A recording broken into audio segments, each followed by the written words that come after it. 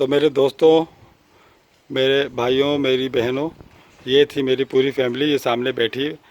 और सबसे पहले जो है मेरी बेटी है कशिश मलिक, बाकी ये मेरा छोटा बेटा आतिफ, ये है मेरा बड़ा बेटा सबसे जो सरपरस्त है, मेरे बाद सरपरस्त है दानिश मलिक, उसके बाद ये छोटा है दानियाल मलिक, फिर ये है रोजीना मलिक मेरी फ़र्स्ट वाइफ, ये सेकंड वाइफ को आप लोग सब जानते हो, मुझे सब नौरीन बहुत मलिक। अच्छी तरह जानते। तो आज मैंने आपको अपनी फैमिली से मिलवाया।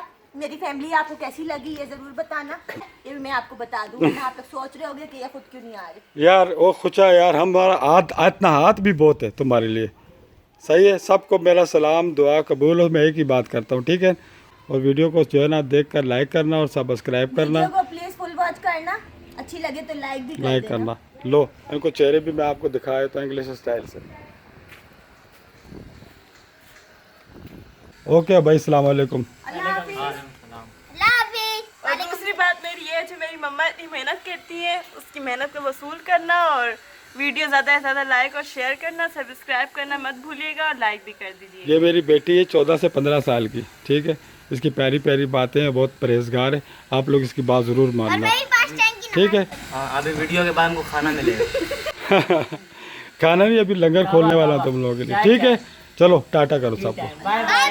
अल्लाह हाफिज़। पाकिस्तान जिंदाबाद।